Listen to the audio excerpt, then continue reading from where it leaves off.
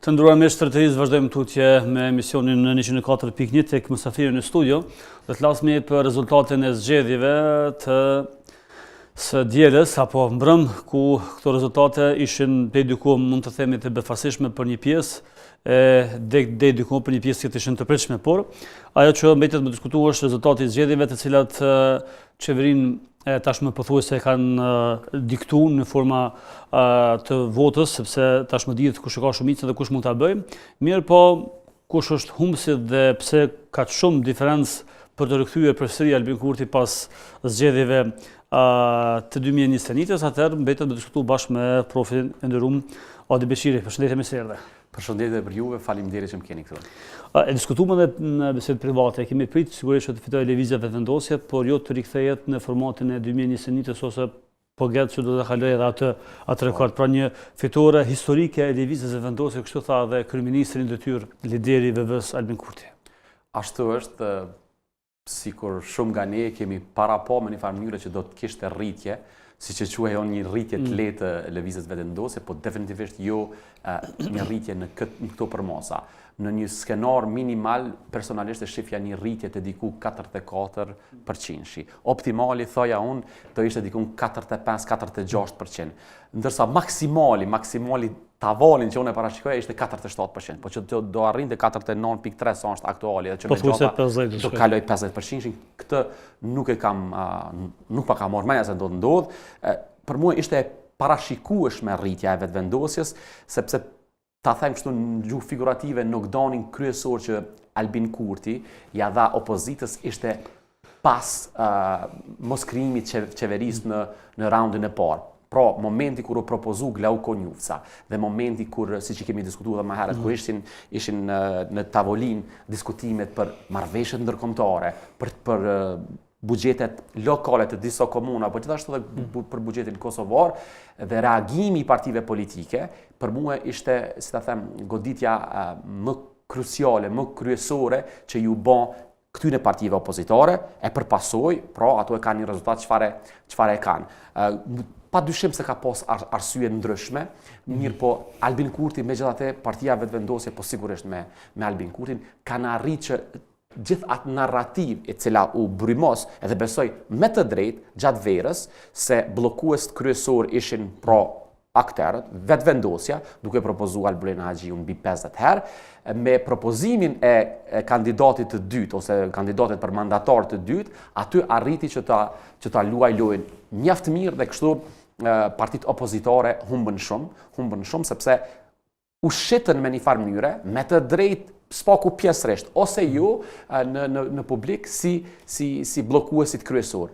Pastaj ka dhe shumë arsye tjera që jemi pra ku jemi, situatë definitivisht befasuese, rezultat befasues, por e mira e gjithë kësaj është që sipas gjitha gjasave, 99.9%, tani do kemi konstituim të institucioneve, duke filluar prej parlamentit, e shpresojmë edhe qeverisë. Kështu që kjo është e mirë, pra nuk do kemi blokadë, sepse megjithatë në një mënyrë ose një tjetër ne kemi psu spaku emocionalisht, na janë shkatërruar nervat për një vit të tërë, duke pritur se çfarë po ndodh, kush po kandidohet e tjera, kështu që institucionet do të konstituohen, por sigurisht se nuk është, si ta themi, nuk është përfundimi i gjithë lojës. Kur e them këtë, mendoj në atë se megjithatë ekziston edhe presidenti. Siç u tha dhe nga kryeministri në ardhmë, sipas gjitha gjasave, Albin Kurti, para presidentit, një muhabet që ka për ta diskutuar dhe kry ndërmjet pra vetëvendosës si parti fituese dhe partive opozitare është çështja e marrëveshjeve ndërkombëtare, sidomos po dhe buxhetit, i cili do të jetë një test ku do të shifet se a me të vërtet kjo është përfundimi i lojës, në kuptimin e asaj që do kemi edhe krijim të institucioneve, po edhe krijim të institucionit shumë të rëndësishëm që është presidenti, apo jo. Po ky është një test, e nëse ky test kalon, besoj që pastaj edhe eventualisht do të ketë edhe një një lloj bashkërendimi në atë se si dhe qysh dhe kur dhe për kur dihet po kush do të jetë president. Shpresojmë populli ka nevojë për stabilitet institucional, t'i grahin punës dhe të shohim edhe të ecim përpara. Pra, sovrani vendosi ose populli tha që nuk e don Albin Kurti në opozitë, don në pushtet. Përkundër asaj që në disa media të caktuara, nga disa analistë të caktuar, është bërë një lloj propagande. Pra, nuk dua ta them që ta mbroj apo mos ta mbroj kryeministin, por që është bërë një lloj propagande për të sulmuar qeverinë ose kryeministin në detyrë Albin Kurti, por që ato fakte të korrupsionit apo të dallaverave nuk janë publikuar asnjëherë. Apo i bie që populli nuk po beson disa mediave dhe disa çoçe të caktuara të cilat po shifet që ka një urrëtie patologjike ndoshta ndaj kryeministit Albin Kurti, ndonë se nuk ka qeveri pa gabime, dhe kjo ka pas gabime ose skandale, por së duket nuk kanë mjaftu këto që me bind popullin për atë 20 vjeçarin që po përmendet vazhdimisht, pra që Pania apo partitë e tjera opozitare 20 vjet ne kanë vjedhur dhe tash duhet patjetër na me pritet edhe 20 vjet ndoshta lëvizjeve vendosur që më ndryshu të menduarit e perceptimit për të votuar një parti të caktuar. Padyshim, tani teoretikisht analiza e çdo procesi politik është në parim është komplekse. Po megjithatë në përfundim duhet të arrijmë në disa premisa, në disa konkluzione. Është fati i keq që shumë nga mediat tona janë karakterizuar me një gjuhë mjaft të papranueshme. Apo përdori termin të papranueshme si term i butë, për mos përdor terma të tjerë. Po definitivisht gjuha ka qenë mjaft e papranueshme e keqe. Dhe ndoshta e mira e kësaj se çfarë ka ndodhur është që duket që populli nuk e pranon një gjuhë të tillë. Jo vetëm nga mediat, po edhe nga vetë politikanët, po është e vërtet, unë para një javë dite, nuk do apostrofoj mediat caktume, po kam bën një observim, një vrojtim, një edicionit lajmeve, një medje caktume, dhe për më pak se 20 minuta, media në fjalë kishte 18 lajme, të cilat ishin krye këput negativ dhe vetëm negativ kundrejt Albin Kurtit. Pa dyshim se Albin Kurti dhe qeveria e tij, siç e kemi diskutuar këtu dhe në shumë platforma tjera, ka qenë për të kritiku, është kritiku, ka pas sfida, ka pas më suksese, dështime, mirë po në të njëjtën kohë ka pas media, siç e tham, edhe gazetarë të cilët e kanë pas gojen full me helm dhe vnerë. Dhe kjo popullit nuk i ka pëlqyer. Absolutisht se kjo ka qenë, do me thonë, gazetarët ndonse kanë pas një qëllim të jetë të kundërt, faktikisht me qasën e tyne, me gjuhën e tyne, kanë kontribuar që kjo rritje e lehtë që ne e parashifnim, që ti ishte dikon 43-4, ka bën që të jetë 49-50. Pra, besoj që përveç politikanëve, që këto zgjedhje, këto 3-4 mujor që kanë qenë një test dhe një moment reflektimi për ndryshimin e gjuhës, është momenti i fundit që edhe media tona, që edhe gazetarët tonë ta ndrojnë gjuhën. Unë para një ose 2 dite një diskutim me një mik apo nuk di ku, e thash një shembull, nëse mund ta them edhe një herë.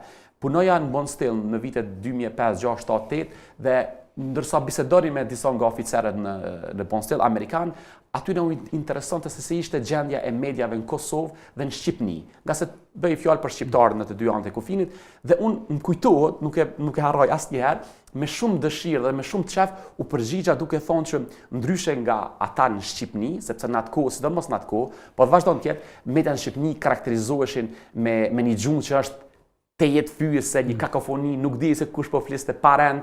Ishte një situatë me të vërtet jo e mirë, jo pozitive. Dhe thash se në Kosovë, në atë kohë, po flas për vitet 2005, 6, 7, 8, kishte një rend, kishte një disiplinë, kishte një kulturë gjatë debatimit. Ishte një diçka që unë e konsideroj dhe besoj ishte për të marrë lakmi.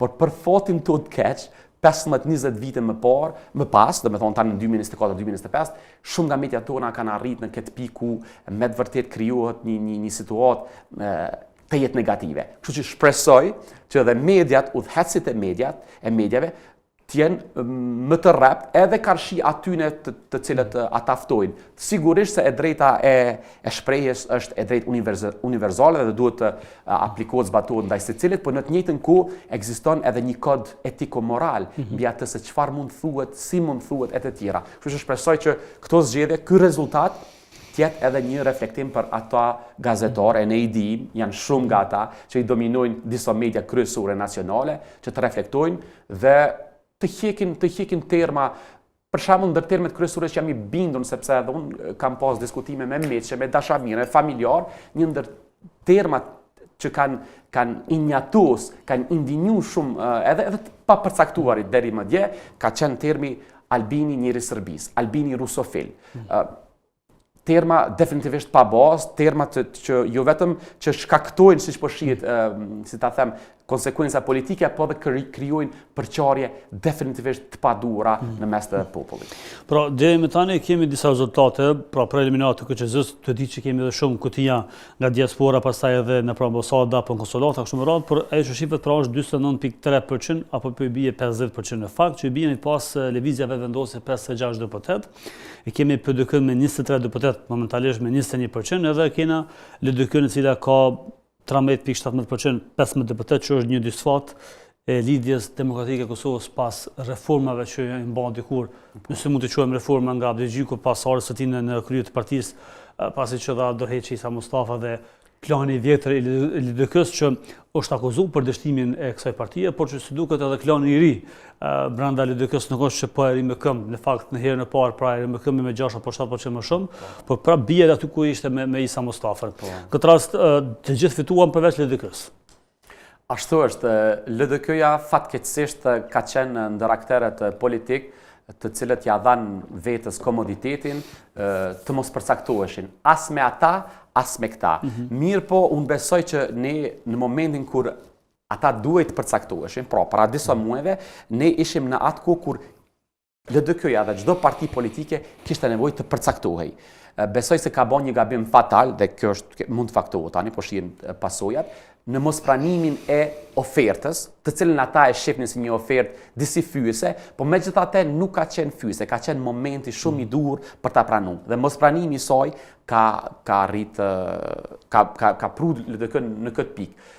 Nuk du të harrohet gjithashtu edhe fakti që edhe LDK, ndorse LDK-ja konsiderohet si parti institucionaliste, pra si parti paqësore, e cila promovon institucionalizëm, promovon demokraci, promovon pozitivitet, disa nga anëtarët e partisë e Lidhjes Demokratike të Kosovës kanë qenë mjaft të ashpër me gjuhën e tyre.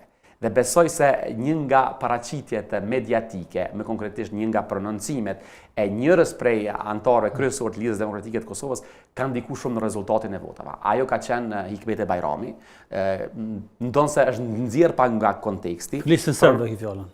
Po, prononcimi i saj ku ajo thotë se për mua, edhe mënyra se si e thotë, për mua thotë nuk është fare problem lista serbe, kjo është megjithatë një minus i madh dhe ka kontribu negativisht që LDK-ja, një parti e cila ishte udhëhece, e cila krahasohej me vetëvendosjen e sotit për nga numrat, ka arrit në një pikë ku është në vendin e tretë, po në vendin e tretë me të vërtet me një situatë shumë të keqe elektorale.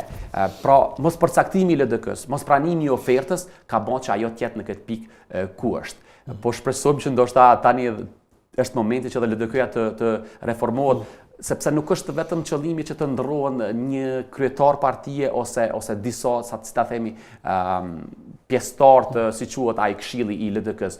Qëllimi është ndrrimi i qasjes. Populli u ka kërkuar që të jenë më bashkëpunues, më bashkërëndues. Me thonë, me zhargonin popullor, në shkurt populli i tha vetëvendosjes, nuk të duam ty vetëm në pushtet, të duam ty dhe dikush tjetër në koalicion. Dhe ishte momenti që të glabrohej ai moment, pra nga LDK-ja në këtë rast. Po LDK-ja thanë, jo, ne të duam ty vetëvendosje në opozit, por me vazhdu zhargonin popullor që populli tha jo, ne u adham rastin juve që t'jeni në koalicion me lëvizjen vetëvendosje, sepse duam qeverin me Albin Kurtin, ju nuk e shfrytzuat, tani do a japim mundësin të tërën Albin Kurtit që ta bëj qeverin. Nuk besoj se është rasti më i mirë, sepse jam i bindur që Kosova ka nevojë, ka pas nevojë, edhe ndoshta ka ende pak hapësirë për një qeveri koalicioni. Për një qeveri koalicioni, për ta thonë prapë në gjuhën popullore, ka pas nevojë Kosova që yndyrat e 2 ose 3 partive, po 2 partive politike që do të përfaqësoheshin në qeveri, të mbledheshin së bashku dhe ti vazhdonin proceset përpara. Kjo sepse duhet thonë, nuk kemi nevojë që të ndjehemi keq se si do të na perceptoj qeveria. Lëvizja vetëvendosje megjithatë ka mungesë kuadro. Ka mungesë kuadro dhe kjo është po në 4-5 vitet e kaluara. është po sepse ka pas mungesë të suksesit, ka pas kogja dështime, sidomos në politika gjithë bashkë në brenda. Prandaj një qeveri koalicioni do ishte qeveria më e mirë. Ku di, ndoshta Albin Kurti, sepse Mbroma ishte, megjithatë ishte kogja bashkëpunues, ndoshta i matur krahasoj me fjalorin shumë më i matur, disa thanë sepse këtë e bën sepse ka nevojë për votat e opozitës, për ligjet marrëveshjet ndërkombëtare etj. Po ndoshta edhe është edhe ndrrim i qasjes. Ndoshta edhe Albania ka kuptuar që bashkëpunimi, bashkërëndimi me një parti tjetër politike, apo edhe më shumë është gjë e mirë. Zvicra ka këtë lloj sistemi, ka një lloj bashkëndimi të partive politike gjithë mbarshme, pse jo të mos e përcjellim ose të mos e marrim si shembull edhe. Po ashtu edhe Bedri Hamza si një reformator brenda PDK-s nuk është që bën ndryshim. Ky rezultat është i njëjtë pothuajse edhe me zgjedhjet e shkurtit. Pra u ndru figura e PDK-s si lider, por nuk është që bën reforma nëse e kalkulojmë në votë në elektorat. E vërtetë është, tani ai edhe tha sot, ai kishte pak kohë. Kjo definitivisht është një faktor që mund të merret në konsiderat kur ta analizojmë suksesin ose mos suksesin e tij. Kishte pak kohë, por prap unë besoj se elektoratin përgjithësi, populli i Kosovës e ka ende një lloj pezmatimi kundrejt partive opozitore tani që mund të jenë. Prandaj ende duhet kohë. Jam i bindur që çfarë do lideri, përjashton ndoshta sikur të vinte situatë hipotetike sikur tani të ishte Hashim Thaçi, çfarë do lideri të vinte, qoftë ta zom situatë hipotetike Fatmir Limaj ose Hoxhaj apo tjetri, nuk është se do mund ta ndronte rezultatin drastikisht, sepse ekziston edhe tani më dje, ekziston ende ai lloj ajo ndjesi, ajo lloj gatishmëri e popullit Kosovës në mosën 50% që në qeveri megjithatë tjetë Albin Kurti. Pra, nuk ekziston një vullnet në mosën s'poku 50% kuadrët popullit Kosovës që ta rrisin elektoratin ose votën në PDK,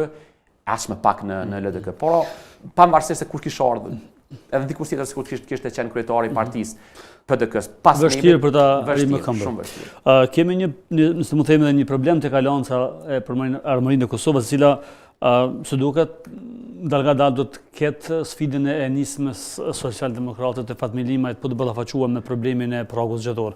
Pra është e kaluar pragun, por në idenë e përfundim të numërimit të votave mund të ngushtohet rrethi, ndonë se sigurt do të ketë 6 apo 7 ulse në konvent. Por po i bie që edhe Alanca po shkon drejt një partie shumë e vogël, e cila në farë do të obligohet patjetër për të bashkuar karavanit të një partie tjetër, por ndryshe do të ketë problem se duket sepse në çdo zgjedhje është duke pasur një sfidë ose një pikpyetje për të kaluar pragun, ndonë se po e kalon. Ashtu është momenti i fundit që AK-ja të reformohet.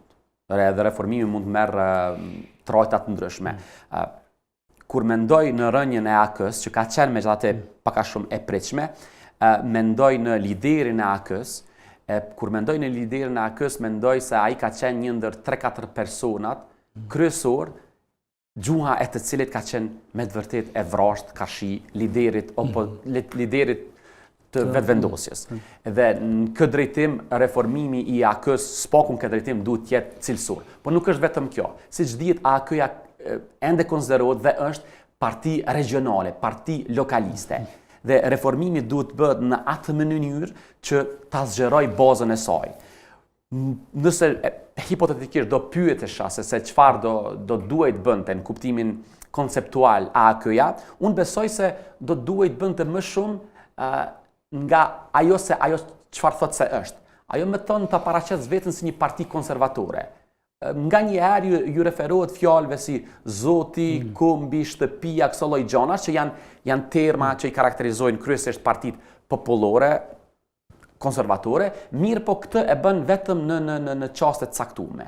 Dhe jam i bindur, duke pas parasysh natyrën megjithatë konservatorët, një pjesë dërmuese të popullit të Kosovës, cila do parti, po jo vetëm AK-ja, që arrin që ta profilizon veten mirëfilli si parti konservatore, kuptohet, duhet jetë një parti e atill që t'i ndjek edhe trendet që janë globale, po gjithsesi të profilizohet mirëfilli si parti konservatore, duke parasysh gjithashtu edhe trendet përçare që ekzistojnë në Evropë, në Amerikë edhe në botë ndërmjet liberalëve dhe demokratëve, për përdori termat amerikanë, pra ndërmjet konservatore dhe postmodernëve, atëherë besoj që partia në fjalë AKJ-ja ose një tjetër, me ndrim të pas ndrimit të udhëheqësisë, se besoj se është koha, eventualisht me 1, 2, 3 vite Ramush Haradinaj duhet shkoj, e ka kry punën e vet, po flas politikisht sepse ushtarakisht dihet që puna e tij ka qenë e shkëlqyeshme, por pas ndrimit të udhëheqësisë,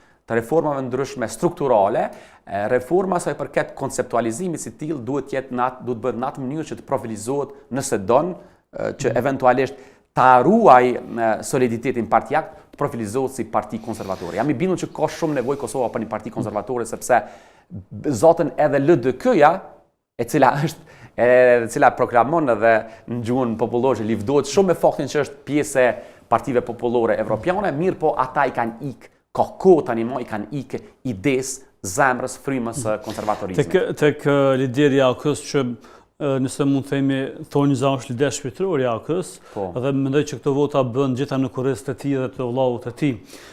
Por ajo që është interesante që Ramush Haradinaj ishte lideri i parë mbrëm që doli në konferencë për media dhe përsëri e sulmoi Albin Kurtin, tha që po bëhemi bashkë për ta formuar qeverinë, ndonë nuk e kishte parasysh që rezultatet pas exit pollëve në KQZ do të jenë hala më fatvorshme për lëvizjen e vendosjes. Prandaj jo më kot populli thot çeshaj i cili çesh i fundit.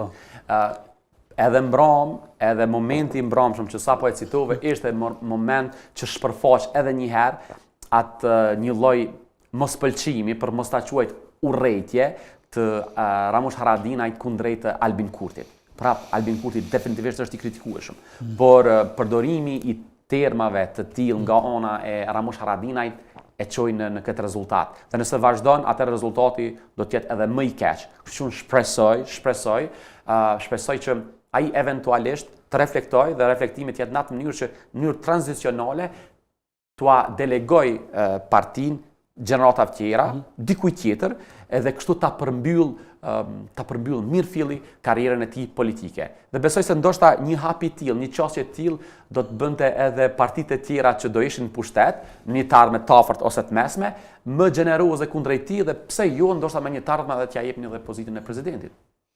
Regjia, nëse kemi një foto në ekran të tabelës se si do duket kuvendi i Republikës së Kosovës, të paktën sipas rezultateve deri tanishme, pra kemi kuq nga lëvizja vendosje me 56 deputet, pra i dorën edhe shumë pak për të formuar qeverinë. E kemi PDK me 23, LDK me 15, AK me 6, Lista Serbe zakonisht me 10, ndonë se nuk po dihet për në Drashiqin mund ta merrë një deputet, pra mund të jetë deputet, atë Lista Serbe nëse zgabohemi mbetin 9 dhe aty një. Pra tash për formuar qeverinë Kurti nuk i duhet më koalicion. Që ti merë do të thotë besoj që numri do të rritet deputetëve deri në 57 në bazë rezultateve. I bie që që ti merë minoritetet bosnjak, ktosh dhe egjiptian, do të formojë qeverinë dhe nuk i duhet realisht koalicion të paktën. Por i duhet koalicioni pastaj për çështjet e marrëveshjeve ndërkombëtare siç ata pranë dhe duhet po ashtu edhe çështja e presidentit apo presidencës. Edhe pse Albin Kurti duhet të takojë Vjosa Osmanin për të parë. Sigur e la që do ta pyes a dëshiron më të bëj pa president apo jo. Kështu e la kuptimin. Ashtu dukej, pra nuk ka nevojë, siç shihet, nuk ka nevojë absolutisht për qeveri, nuk është se ka nevojë për numra, sepse sigurisht se do i merr 3, 4, 5 deputet nga ana e pakicave jo serbe, po prap, do të thonë, themra e Akilit është çështja e presidentes. Nëse mundem ta them, megjithatë, ndonë se mund të ketë qenë e paqëllimshme, por disa nga paraqitjet e Vjosa Osmanit të fundit i kanë ndihmu Albin Kurtin. Dorën zemër, paraqitja e saj nga... Pra janë komentuesit favorshme për Albin Kurtin. Po, sepse siç dihet, nëse bëjmë krahasimin me zgjedhjet e Shkurtit, para zgjedhjeve të Shkurtit, si ta them, ka pas plot deklarata në si lloj ndërskonca ndërmjet Albin Kurtit dhe Vjosa Osmanit. Edhe përflitej se le të themi marrëdhëniet e tyre politike nuk kanë qenë atkoh shumë të mira. Ndërsa kohët fundit shihen që janë përmirësuar. Janë stabilizuar dhe kjo mund të jetë në drejtim siç ekziston një hipotezë të asaj që Vjosa duket se don të kandidoj prapë për presidente dhe mundohet që ta bëj argatin e vet që t'i ndihmoj partisë e cila do ta ketë fuqinë kryesore për zgjedhjen e saj ose jo që ta zgjedh presidente. Por ndonse kryesore nuk varet vetëm prej saj. Tani është momenti ku ka shumë rëndësi këto farpazoret politike, eventualisht koalicionet ndërmjet VV-s e një partie tjetër. Ndonse Albin Kurti ka nevojë, domethënë nuk ka nevojë për numra sa i përket qeverisë. Jo vetëm për ta tejkalu krizën e presidentit që vjen në 3 muaj, po unë besoj që stabiliteti politik do të betonizohej më shumë, po dhe proceset e ndryshme, qoftë proceset që kanë bëjnë me fatkeqësisht me Serbinë, për e thamë kështu shkarazi, apo dhe proceset ndryshme të integrimit, proceset të kalimit të shumë ligjeve ndërkombëtare, pra procesit të kodit civil dhe shumë e shumë, domethënë, iniciativa ligjore që kërkojnë 2/3, do ishte shumë më e shëndetshme që të ketë një lloj koalicioni. Po kjo është shumë pak e mundshme, duke pas parasysh apetitet dhe teket e partive tona politike. Por që a do të kenë guxim partitë politike opozitare me hyrje në zgjedhje pas kësaj shpllake që morën pranë? Po sigurisht, tani mund të jemi Pra është e favorshme me bë koalicion, me nejt me bë korumin, se sa me shku në zgjedhje, sepse nuk i dihet. Për fat keq, po e tham për fat keq. Do shta së ndodh, po është frika. Jo, e vërtet është. Për fat keq, edhe njerë, pse po e tham për fat keq, sepse jam e bindur si bukën që e ha, që për të mirën e Kosovës, koalicioni është zgjidhje më e mirë. Pa marrë parasysh numrat. Mirë po, edhe njerë, duke pas parasysh teket, pra rahatimi i shumë njerëzve në pozicione ndryshme, pozita ndryshme politike, do bëj që nuk do ketë koalicion. Dhe këta partit opozitare të cilët nuk do jenë koalicion, duke pas parasysh që do ta kenë frikën. Frika tani ju është rrënjosur thellë në palc, ata dhe do t'ua bëjnë korumin sipas gjitha gjasave, pra do jemi në situatë ku nuk do ketë koalicion dhe Albin Kurti do ta ketë qeverinë vetëm dhe nuk do ta shoh politikisht të arsyeshme për të bërë koalicion, sepse e din që eventualisht partit opozitare, ndonse jo me qef tyre, por me nevoj, do të rrinë Në fakt, i donë edhe 14 deputet për të qëndruar në sallë. Po i bie që për përshtatët LDK-ja. A thonë mund të ketë një ftesë prapë LDK nga lëvizjeve vendose, së duket Albin Kurti e ka nuhat çështjen e koalicionive së çështjen e asaj që LDK-ja është më favorshme për vendosjen dhe nëse LDK-ja nuk e pranon vendosjen, elektorati pra ka më shkuar në favor të vendosjes. Tani, s'ka diskutim se mbarë dhe momenti kur bëhet oferta, nëse një ofertë tillë do të bëhej, mbaren kushtet, po unë besoj se më keq se kaq për LDK-n, vështirë se mund bëhet. Prandaj, hipotetikisht, pra, duhet patëm parasysh kur bëhen, si qysh tek kriteret ose kushtet, por hipotetikisht unë parim nëse do pyes çfarë do i thoja LDK-s që absolutisht do duhet ta merrte atë ofertë. Absolutisht do ishte një gjë shumë e mirë. Pastaj ata çaj u mbetet është që të ulen tavolinë, të bashkëndojnë politikat në të cilat mirën vesh, aty ku ka koncesione ose lëshime dhe të vazhdojnë përpara. Atëherë, pra kemi në fund, pse fitoi Albin Kurti? Gabimi i opozitës, disa vendime të qeverisë me veriu në disa të fundit me disa shtesa? Ka shumë për të thonë në atë se pse fitoi Albin Kurti ose çfarë ka bën. Se fitoi ka shumë fjala. Po, eksakt. Unë besoj, nuk ka diskutim se veriu, kur themi veriu, mendojmë çfarë do që lidhet me veriun, respektivisht me Serbinë, në këtë pikë Albini ka kalu klasën me një notë mirë, ndërsa në elektorat është po jo vetëm me notë mirë, por me notë shkëlqyeshme dhe kjo definitivisht se i ka dhënë shumë vota.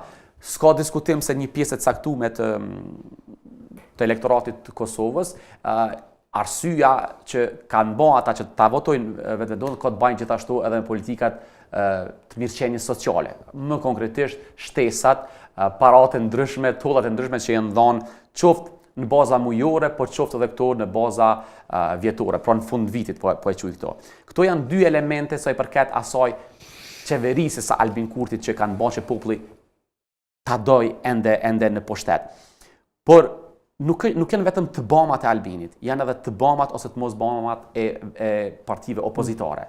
Thash, fakti që partit opozitare vendosën ta kenë një pozicion as dhe sidomos momentin kur ata nuk u bashkërëndun ta ofrojnë një kandidat të dytë, sepse ata e proklamonin, ishte në diskursin e tyre se Albin Kurti është e keqja e madhe që pikanosës Kosovës, dhe ne duhet patjetër të mbrohemi kundrejt kësaj të keqe, ndërsa momentin kur ju dha mundësia për t'u bashkërendu, për të qenë, për të folur si një trup, ata nuk e përmendën fare këtë mundësi, por kërkuan që të shkojmë në zgjedhje. Dhe Albini me të drejtë doli dhe tha, të dashur, ja kush janë bllokuesit, arriti. Pra, janë të bëmat e Albinit rreth veriut, shtesat dhe gjithashtu... Pra të bëmat e Albinit janë shkaktar kryesor për të fituar këtë parti, dhe njëkohësisht mos opozitarizmi i partive opozitare. Vazhdimisht kanë ardhur në gjumë, se mund themi kanë qenë në heshtë dhe ka kushtuar. Absolutisht, ka pas prap më e keq që po e përsëris, po përsëritem ndoshta po gjuha e përdorur nga partitë opozitare, nga shumë akter, qoftë nga udhëheqësja apo edhe nga antar të ndryshëm, por me vlerë në partitë respektive, ka bën që populli të vazhdojë ta ketë atë mbledh ndaj PDK, LDK, AK-s. Më duhet ta them për shembull për kryetari i Skënderajt. 2 ditë para se të ishin zgjedhjet, përdori terma të papranueshëm kundrejt një deputeteje. Deputeteje e cila definitivisht mund të kritikohet për mënyrën se si veshet, sepse nuk i përshtatet etikës parlamentare, por një gjë është që ajo të vishet ashtu dhe të kritikohet, një gjë tjetër është që pastaj ajo të quhet ashtu siç është quajtur. Dhe kjo pastaj bën që populli i cili megjithatë është i mllefosur, është i njatosur, e ka këtë indinjon ndaj teje, sidomos të papërcaktumit. Unë kam qenë një ndër papërcaktuar, sepse s'kam qenë i kënaqur me qeverisjen e brendshme të Albin Kurtit, por me një farë mënyrë në një moment njëri mund të bëjë edhe zgjidhje, si ta themi kështu me induksion ose me eliminime. Nuk bën kë, nuk bën kë, nuk bën kë, edhe ky i keq, po më i mirë se ky tjetri. Dhe këto janë disa nga... Atëherë nderuar, faleminderit që ishe pjesë e këtij emisioni. Mbetet më pa, do të kemi shumë shpejt institucione, qeveri, parlament, edhe pse jo dhe president ose presidente. Shpresojmë sa më shpejt. Faleminderit shumë. Të nderuar shikues, takohemi në emisionin tjetër dhe atëherë më mbeq.